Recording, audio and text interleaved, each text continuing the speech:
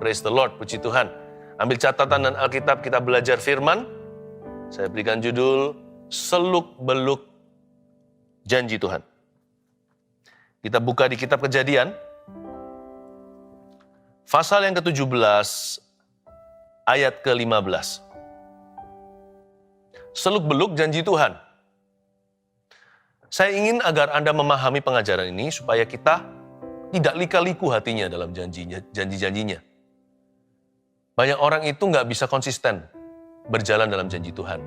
Nah, itu kesalahannya. Padahal janji Tuhan itu saling sambut-menyambut. Artinya, dia selalu memimpin dari satu janji setelah penggenapan pada janji berikutnya. Estafetnya itu ada. Dan kalau hati kita lika-liku seperti ini, apalagi kalau kita salah paham dengan dia yang memberi janji, waduh, kita tidak akan bisa memperoleh sesuatu. Yakobus berkata, orang yang bimbang hatinya atau mendua hati tidak akan dapat apa-apa. Dan kalau dia berdoa pun dia salah doa. Doanya adalah untuk memuaskan dirinya atau memuaskan hawa nafsu. Pahami ini ya dengan segenap hati. Pelajaran-pelajaran ini, firman-firman ini adalah terobosan-terobosan baru dalam hidupmu. Pahami agar hatimu tidak lika-liku. Seluk-beluk janji di Kejadian pasal 17 ayat 15, sekali lagi tentang Abraham, saya bacakan. Selanjutnya Allah berfirman kepada Abraham. Tentang istrimu Sarai, janganlah engkau menyebut dia lagi Sarai, tapi Sarah, itulah namanya.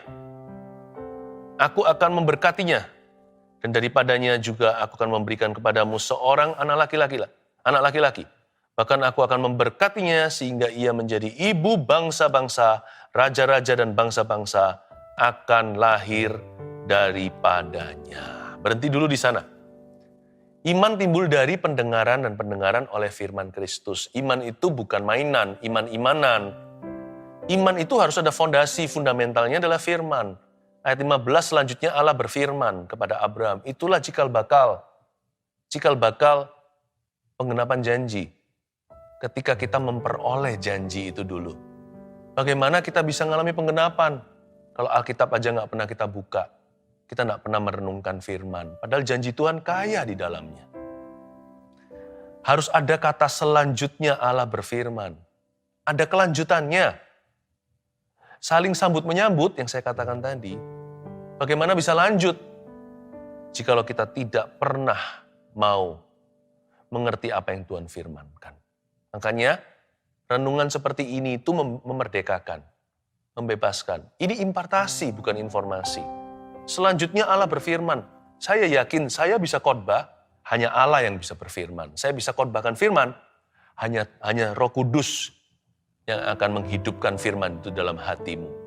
Karena itu, belajar untuk menangkap sinyal-sinyal, rema-rema di balik kata-kata seorang pengkhotbah. Di balik pesan gembala, ada jawaban Allah. Waktu kita baca Alkitab sendiri juga, waspadalah. Sebab nanti ada ayat-ayat yang melompat di dalam jiwa Anda. Itulah yang disebut iman yang timbul dari pendengaran. Selanjutnya Allah berfirman kepada Abraham. Ya, ini mulai masuk ke dimensi janji. Kalau Tuhan mulai berkata-kata, siap-siap, sebentar lagi sesuatu akan terjadi. Lalu Tuhan bicara tentang istrinya. Tentang istrimu Sarai. Janganlah engkau menyebut dia lagi Sarai, tapi Sarah itulah namanya. Firman itu tidak berlaku dalam diri orang yang tidak mau bekerja sama, karena Tuhan tidak pernah memaksa. Roh Kudus itu sopan sekali, kalau roh jahat itu menyurupi. Nah, firman itu harus menjadi daging, dia harus menjadi flesh and blood. Tidak bisa jadi teori, kalau jadi teori tidak ada kuasanya, dan Tuhan sembunyikan powernya. Tapi ketika kita switch on, kalau kita tekan tombolnya, on off itu, kalau kita tekan on. Jangan begini, ini aku, utuslah dia. Firman itu harus diterapkan pada dirimu sendiri, jangan tuding jari. Ketika firman itu diterapkan pada Sarai, maka Tuhan menghidupkan badannya yang sudah tua bangka, gak mungkin bisa punya anak. Dia sudah menopause, sudah lewat masanya untuk melahirkan. Dia udah umur 90, bayangkan. Tapi Tuhan bilang gini, Sarai harus mengenakan firman ini atas dirinya sampai-sampai terjadi transformasi nama. Bukan berarti di sini diajarkan bagi kita mengubah nama kita baru berkat itu tiba. Enggak ya. Tapi ini adalah cetusan iman, ini adalah tindakan iman. firman itu perlu diresponi dengan iman. Dan harus ada tindakan, iman tanpa perbuatan adalah mati. Tentang istrimu Sarai, jangan engkau menyebut dia lagi Sarai. Tetapi Sarah itulah namanya, karena Sarah itu artinya ibu bangsa-bangsa. Mana ada ibu bangsa-bangsa? Anak satu pun belum punya. Abraham minimal sudah punya satu anak, dari Hagar tapinya. Sarai satu pun belum ada. Bagaimana bangsa-bangsa? Satu bocah aja nggak punya. Tapi Tuhan bilang gini, kamu sama Sarai, dua-dua harus sepakat. Nggak bisa. Kalau salah satu saja suami istri, tidak akan jadi. Buat anak juga harus dua.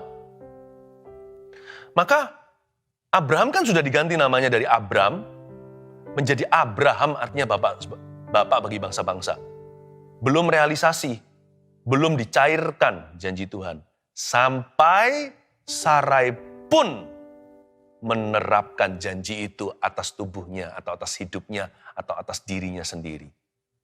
Sebelum Sarai berganti menjadi Sarah, dan dia percaya bukan ketawa, hahaha mana bisa. Maka janji Ishak itu tidak akan tiba. Kan Abraham tidak bisa mengandung kan, perlu kandungan Sarah. Dibutuhkan Abraham dan Sarah sama-sama sepakat.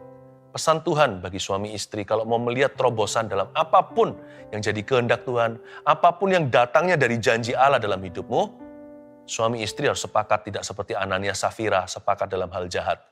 Janji Tuhan itu harus disepakati suami istri. Pesan khusus bagi mereka yang berumah tangga. Dan ketika Sarai mulai menerapkan firman atas dirinya, mulai hari ini aku bukan Sarai, tapi Sarah. Apa bedanya sih Pastor Philip, Sarai dan Sarah? Kan bedanya I saja. Oh banyak. Ya banyak. Ya contohnya bahasa Indonesia. Katakan beda satu huruf aja, saya nggak kepikir sih sekarang. Itu bisa beda artinya. Sarah di sini artinya ibu bangsa-bangsa. Lalu ayat 16 Tuhan berkata begini dengan jelas, aku akan memberkatinya. Bukan hanya Abraham loh ya, Sarah juga. Dan daripadanya juga, aku akan memberikan kepadamu seorang anak laki-laki. Bahkan aku akan memberkatinya sehingga ia menjadi ibu bangsa-bangsa, raja-raja bangsa-bangsa akan lahir daripadanya. Coba dicatat ayat 16. Kan kita bicara tentang seluk-beluk janji. Kita masuk dalam dimensi janji untuk mengerti. Nah, Tuhan tidak berjanji kepada Abraham untuk memberi keturunan kepada Abraham saja. Kalau memberi keturunan kepada Abraham, sudah digenapi. Kan sudah punya Ismail. Waktu ini firman diberikan, Abraham sudah punya anak. Tapi di mata Tuhan, dia belum punya putra. Karena yang dimaksudkan Tuhan adalah putra perjanjian.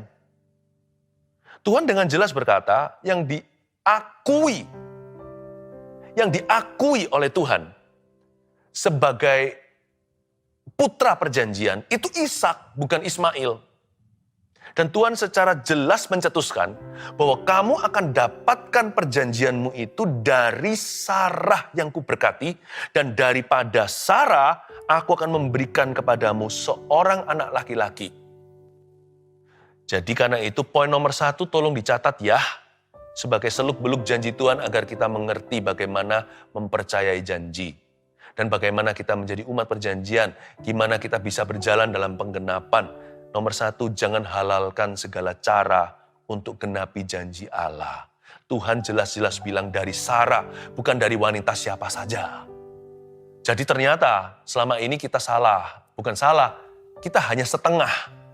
Pengertian kita itu belum lengkap. Kita kira bahwa Tuhan punya perjanjian sama Abraham.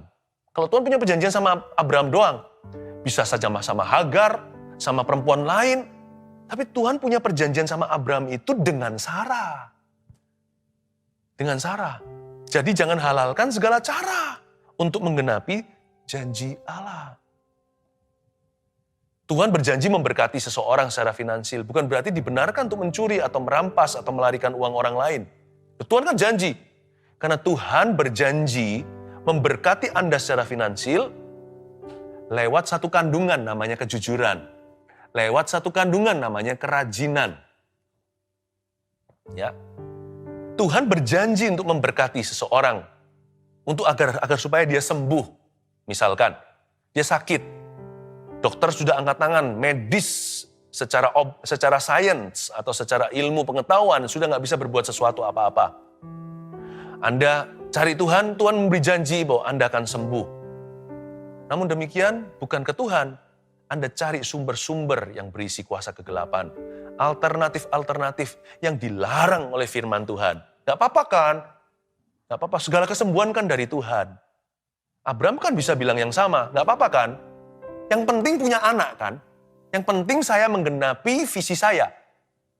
Visi saya apa? Ya sesuai dengan nama saya Abraham menjadi berarti saya adalah bapak segala bangsa-bangsa. Sebelum saya jadi ayahnya bangsa-bangsa, kan harus jadi papa satu orang anak dulu. Kan nggak apa-apa, yang penting saya punya anak. Yang penting punya keturunan. Kalau Sarah mandul, ya saya pakai jalan alternatif. Hagar pun jadi. Boleh kan? Nggak bisa. Nggak bisa. Tuhan janji untuk menyembuhkan Anda. Ya, sekalipun mungkin lewat medis sudah nggak bisa, tidak membenarkan bahwa Anda cari kuasa gelap. Cari orang-orang yang bukan sumbernya Roh Kudus. Dan katanya menjanjikan bisa sembuh. Sekalipun kalau Anda sembuh, itu Hagar. Oh, binasalah jiwa. Itu kesembuhan hanya pindah penyakit namanya. Yang keluar itu Ismail bukan Ishak. Itulah sebabnya Tuhan dengan jelas berkata, ayat 16, aku akan memberkatinya, jelas-jelas Sarah. Dan daripada Sarah, bukan sembarang wanita, aku akan memberikan kepadamu seorang anak laki-laki. Jadi jangan mengejar keuntungan dengan cara apapun yang Anda halalkan. Bahkan kita tidak perlu memenangkan jiwa dengan membayar segala harga. Anda tidak perlu menjadi seorang perokok untuk memenangkan kawan Anda yang merokok. Anda tidak perlu untuk jadian dengan orang yang tidak seiman supaya nanti ajak dia ke gereja. Kan tujuannya mulia. Halalkan segala cara. No ya, no. Sarah, Tuhan bilang dari Sarah. Catat baik-baik Sarahmu itu apa. Dari mana kau dapatkan janji itu? Sama pentingnya dengan janji itu sendiri. Jangan halalkan segala cara untuk genapi janji Allah. Ya, the ends don't necessarily justify the means. Tujuan tidak otomatis menghalalkan segala jalan. Ayat 17. Lalu tertunduklah Abram dan tertawa serta berkata dalam hatinya, mungkinkah bagi seorang yang berumur 100 tahun dilahirkan seorang anak? Dan mungkinkah Sarah yang telah berumur 90 tahun itu melahirkan seorang anak? Abrahamnya tertawa. Dan Abram berkata kepada Allah, sekiranya Ismail diperkenankan hidup di hadapanmu. Tetapi Allah berfirman ayat 19, tidak, melainkan istrimu Sarah lah yang akan melahirkan anak laki-laki bagimu. Dan engkau akan menamai dia Ishak. Spesifik loh ya. Engkau akan menamai dia Ishak. Abram belum punya anak nama Ishak. Yang dia punya adalah Ismail. Dan engkau akan menamai dia Ishak. Dan aku akan mengadakan perjanjianku dengan dia. Menjadi perjanjian yang kekal untuk keturunannya. Tentang Ismail, kata Tuhan di ayat 20. Aku telah mendengarkan permintaanmu. Ia akan kuberkati. Kubuat beranak cucu dan sangat banyak. Ia akan memperanakkan 12 raja, dan aku akan membuatnya menjadi bangsa yang besar. Tetapi perjanjianku akan kuadakan dengan Ishak, diulang lagi. Spesifik sekali. Belum ada seseorang di rumah tangga Abraham namanya Ishak, karena Ishak itu namanya unik sekali, artinya tertawa. Sebenarnya nggak terlalu bagus-bagus banget. Kalau joy, sukacita lain cerita, tertawa. Ini untuk mengingatkan Abraham tertawa waktu dengar janji itu, mana bisa, padahal dia adalah bapak iman. Belum lagi nantinya, persis 1 tahun sebelum nanti si Sarah mengandung, didatangi sama malaikat, Tuhan dengan 2 malaikat, didatangin. Lalu waktu memberitahu dia akan hamil, Sarah tertawa.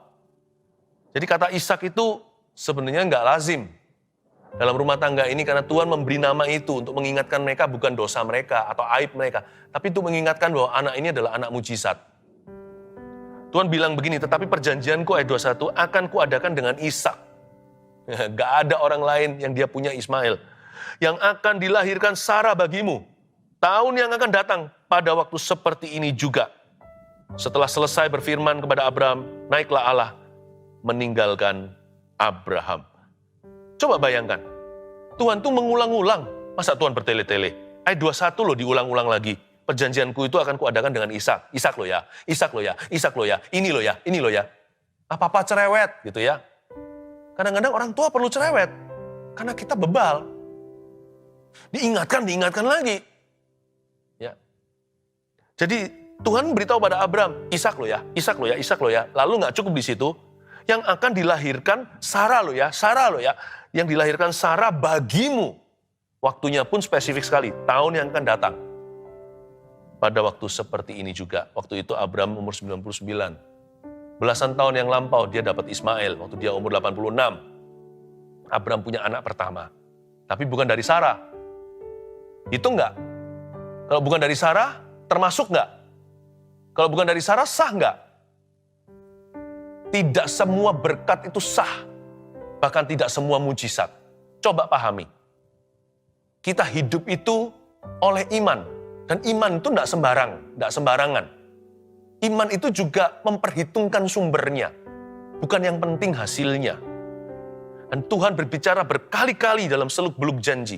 Supaya kita mengerti gimana jadi umat perjanjian, gimana jalan dalam pengenapan. Supaya kita mengerti, diajari hari ini lewat saat teduh ini bagaimana kita itu memegang janji Tuhan. Dan jangan seperti Abraham yang putus asa di tengah-tengah, hampir kecewa, goyah imannya. Lalu kompromi, membuat kesalahan. Tapi sebenarnya kita tidak lebih baik dari Abraham. Abraham bisa gitu, apalagi you and me. Tapi kita bisa pelajari hari ini. Jangan halalkan segala cara. Tuhan ingatkan Abraham berkali-kali, ya boleh salah sekali, Hagar jangan salah kedua kali. Tuhan ingatkan lagi, ini sudah dekat loh waktunya, 1 tahun kemudian kamu akan punya anak perjanjian. Ya, putra mahkotamu dari Tuhan. Padahal bukan anak nomor 1 loh, dia sudah punya anak dari Hagar. Dia itu Lauer atau anak nomor 2. Tapi Tuhan berkata, dialah putra mahkota. Pokoknya dari janji Tuhan itu yang sah. Yang dari janji Tuhan itu yang kekal. Yang dari janji Tuhan itu yang mantap betul. Yang dari janji Tuhan itulah yang mengandung rencana yang luar biasa. Yang enggak, itu biasanya yang lainnya, yang bukan janji Allah. Yang dari kompromi, dari kesalahan, dari pikiran sendiri, itu biasa-biasa. Biasanya juga enggak awet. Sebentar lagi nanti menguap. Bisa-bisa jadi sumber masalah. Dan Tuhan itu bicara berkali-kali, ini udah dekat waktunya pengenapan. Hei, Abraham, Ishak lo ya, Ishak lo ya, Ishak lo ya, Ishak lo ya. Lalu berkata, dari Sarah lo ya, dari Sarah lo ya, dari Sarah lo ya. Papa cerewet, Bapak Sorgawi terus ingatkan. Ayo, jangan sampai salah alamat. Sekali lagi kita lihat di ayat yang ke-19. Tetapi Allah berfirman. Waktu Tuhan, ayat 18 dulu ya. Kan Abraham tertawa kan? Lalu ayat 18, Abraham proposal. Dan Abraham berkata kepada Allah, sekiranya Ismail diperkenankan hidup di hadapanmu. Gini loh Tuhan. Ya mungkin Abraham tawar-menawar. Dia negosiasi dengan ilahi. Dengan sang ilahi dia mencoba untuk bawa ide-idenya yang kurang bagus menurut saya. Karena Tuhan punya ide lebih bagus. Dan Tuhan punya rencana lebih indah. Dia berkata, bukan keluar dari iman. Keluar dari keluhan dan keluar dari defeated spirit. Keluar dari roh yang kalah. Bukan apa, keluar dari putus asa. Sudah rasanya lekang oleh waktu. Sudah segenap relung hati dan asaku tiada lagi. Dia berkata, sekiranya Ismail diperkenankan hidup di hadapanmu. Tuhan itu baik ya. Keluhan gini pun dijawab sama Tuhan. Nanti Tuhan berkata gini tentang Ismail.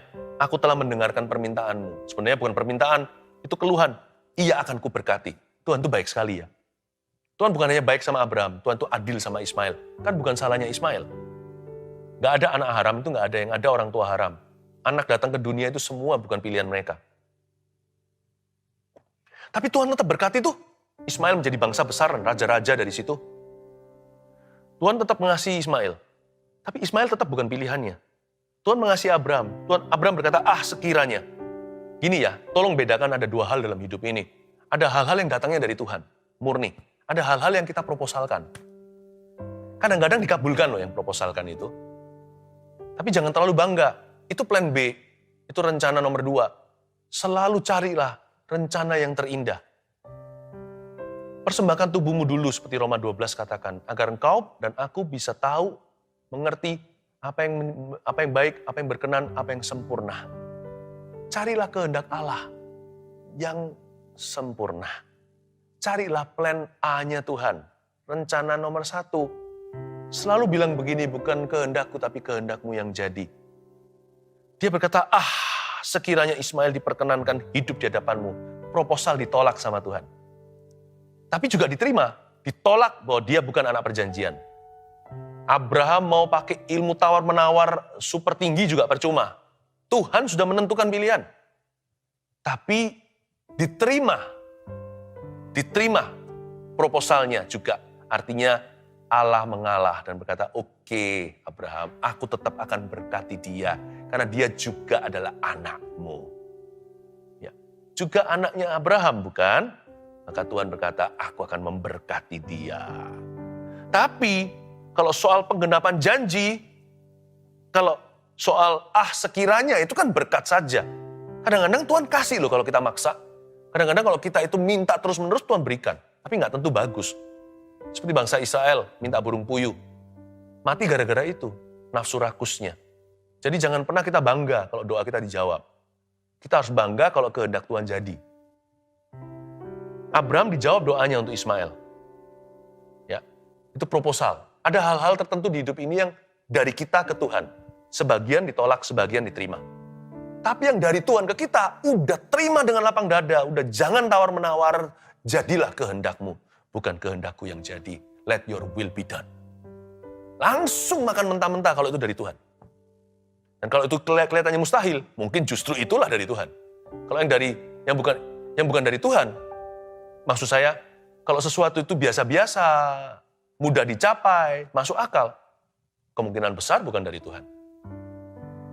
Tapi kalau yang dari Tuhan, sekalipun ada tantangan di depan, percayalah, Tuhan akan buka jalan.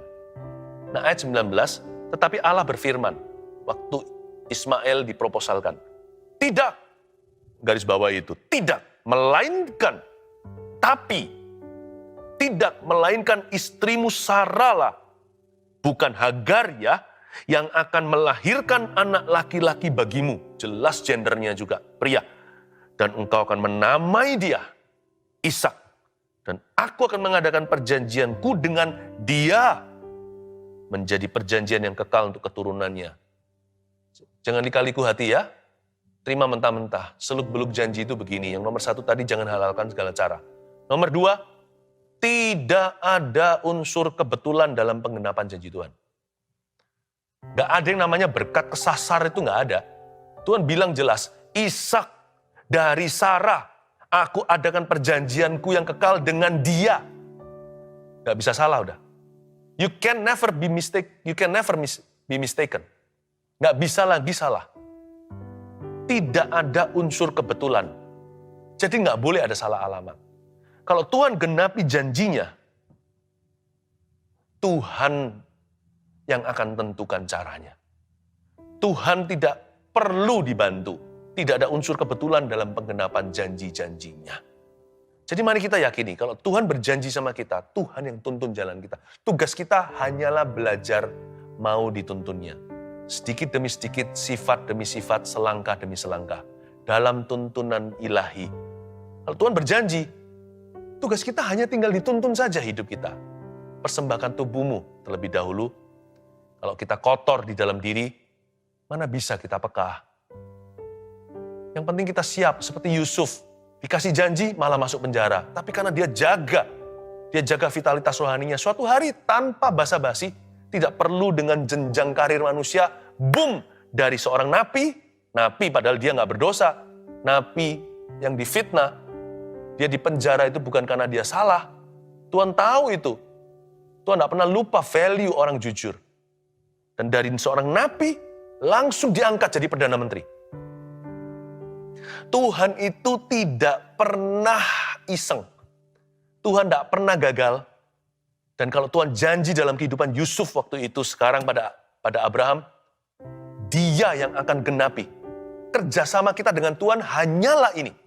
Kita belajar untuk taat dan setia pada tuntunannya. Udah itu aja. Gak perlu bantuannya Anda.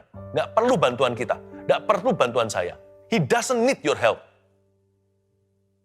Tapi Tuhan akan memaksa kehendaknya, makanya itu kita harus bekerja sama. Karena yang ngalami kan kita, kan janji itu untuk kita. Jadi kitalah ahli warisnya. Kitalah penerimanya. Beneficialnya itu ke kita benefitnya. Karena itu kalau kita nggak mau kerjasama ya nggak akan terjadi. Karena Tuhan nggak pernah paksa. Tapi kalau kita mau kerjasama, Tuhan nggak perlu bantuan kita. Tuhan pasti akan genapi. Tidak ada unsur kebetulan dalam penggenapan janji. Karena itu Ismail dipaksakan, itu menurut saya berkat yang dipaksakan. Atau sesuatu yang sifatnya side track atau dia menyimpang dari janji Tuhan. Dan Abraham mencoba menolong yang Maha Kuasa atau mencoba membantu Tuhan untuk menggenapi firman. Mana bisa? Nanti berapa tahun lagi ini telat loh ya. Aku sudah tambah gak bisa apa-apa. Jadi cepat-cepat dia meminang Hagar. Atas saran Sarah, dua-dua salah. Dan ketika dia mencoba membantu Tuhan, bukan pakai unsur kebetulan, dia pakai unsur memaksakan, lihat apa yang terjadi. Ismail didiskualifikasi. Ada banyak hal di hidup Anda, kelihatan berkat, itu nanti disqualified. Karena itu jangan marah lah, kalau kita kehilangan harta dunia. Mungkin ada hal-hal tertentu cara-cara kita masa lalu yang didiskualifikasi hari ini. Untung-untung kita didetoks ilahi. Kalau enggak nanti kan, daripada kita ketemu di akhirat nanti, di dalam pengadilan Allah, kita di situ dituntut gimana. Ada banyak hal di dalam hidup ini, yang Tuhan itu proses kita. Ada hal-hal tertentu, ada berkat-berkat tertentu didiskualifikasi. Karena itu jangan kejar berkat. Miliki hidup kita itu loh, miliki perjanjian dengan Tuhan. Dan belajar jadikan penggenapan setiap janji itu petualangan tersendiri. Every fulfillment of His promise itu an adventure in itself. Sebuah petualangan yang luar biasa. Yang penting iman kita bertumbuh dalam semua pengalaman hidup kita. Dan kita lihat sekarang ayat berikutnya, ayat 23. Setelah itu Abraham memanggil Ismail anaknya. Dan semua orang yang lahir di rumahnya, juga semua orang yang dibelinya dengan uang, yakni setiap laki-laki dari isi rumahnya, lalu ia mengerat kulit katan mereka pada hari itu juga, alias sunat ya. Seperti yang telah difirmankan Allah kepadanya. Abraham akhirnya kita melihat, dia mengerat kulit katan mereka semua, termasuk Ismail anaknya, Ishak belum ada. Abraham berumur 99 tahun ketika dikerat kulit katanya, dan Ismail anaknya berumur 13 tahun ketika dikerat kulit katanya. Pada hari itu juga Abraham dan Ismail anaknya disunat, dan semua orang dari isi rumah Abraham, baik yang lahir di rumahnya maupun yang dibeli dengan uang dari orang asing, disunat bersama-sama dengan dia. Nomor 3. Seluk-beluk janji itu kayak gini untuk jalan dalam penggenapan. Setelah jangan halalkan segala cara untuk genapi janji Allah, juga tidak ada unsur kebetulan dalam penggenapan janji Tuhan. Yang terakhir, buktikan iman kita pada janjinya dengan ketaatan. Ini palu godamnya. Abraham tidak mengulur waktu, dapat firman gitu langsung memanggil Ismail anaknya, dan semua orang laki-laki, baik yang lahir di rumahnya maupun orang-orang budak-budak yang bekerja untuk dia waktu itu, dia mengerat kulit katan mereka semuanya sesuai dengan perintah Tuhan. Dia membuktikan imannya pada janji Tuhan lewat ketaatan. Tidak perlu kita itu membantu Tuhan. Dan untuk Abraham melakukan sunat ini, resikonya tinggi loh. Coba Anda pahami. Coba pahami. Resiko apa? Resikonya adalah Abraham itu tidak lama lalu baru perang melawan 4 raja dan mengalahkan mereka, serta menyelamatkan Lot kemenakannya. Nah bayangkan, sekalipun kalah tentaranya, rakyatnya akan bangkit lagi, yang namanya bangsa nggak akan punah. Tapi pada waktu dia sunat semua pria, itu berarti termasuk all his fighting men, termasuk semua orang-orang yang mampu berperang. Dia bawa 300 sekian waktu itu, seperti Gideon, untuk melawan raja-raja ini. Semua dalam kondisi tidak bisa angkat senjata. Karena zaman dulu kan belum canggih seperti hari ini. Sekarang pun masih perlu waktu pulih. Dan untuk dia lakukan ini, untuk dia taat itu penuh resiko. Jikalau terjadi retaliasi atau terjadi balas dendam dari pihak raja-raja yang gak takut akan Tuhan itu, dia gak punya tentara. Semua prianya lumpuh. Tapi dia nggak peduli. Tuhan berfirman, dia langsung lakukan. Karena dia adalah Bapa iman. Dan imannya bukan omong doang. Dia buktikan imannya kepada Tuhannya. Langsung lewat ketaatan. Janji itu percuma kalau tidak kita melakukan bagian kita. Tapi janji itu menjadi supranatural ketika di dalam alam natural atau alami, kita berani dan sengaja untuk taat kepada Tuhan. Urusan Tuhan dari pihak sisi sana, notarisan sorga, Tuhan tidak perlu dibantu, dia akan genapi. Dari sisi kita, zaman dulu perjanjian sunat, zaman sekarang perjanjian baru adalah ketaatan dan kekudusan saja. Dari sisi kita, mari kita buktikan. Jangan kita koar-koar dan kita bergembar-gembor dan berkata, aku percaya janji Tuhan, aku percaya janji Tuhan. Seringkali orang yang suka mendengungkan dia itu percaya, akan diuji kepercayaannya lewat ujian ketaatan. Karena seluk-beluk janji di sini. Kalau orang tidak mau taat, hanya mau percaya janji, orang itu lika-liku hati. Itu bukan seluk-beluk janji, itu orang tidak lurus jalannya dengan Tuhan. Janji Tuhan hanyalah menjadi suatu angan-angan. Seluk-beluk janji di sini masuk ke dalam setiap tikungan-tikungan penggenapan itu dimulai dengan suatu niat dalam hati, bukan percaya saja, tapi aku mau taat kepada Tuhan. Buktikan hari ini, kalau Anda percaya kepada janji Tuhan, buktikan dengan ketaatan. Kalau Anda percaya, Tuhan itu beserta denganmu. Sekalipun susah, ampuni yang bersalah kepadamu. Kalau Anda percaya, Allah itu adalah kasih. Kalau Anda percaya bahwa Tuhan itu bisa memelihara, bekerjalah dengan konsentrasi. Serahkan sisanya kepada Tuhan yang sanggup untuk memberkatimu dan mengangkat kondisi hidup Anda yang terpuruk hari ini. Amin.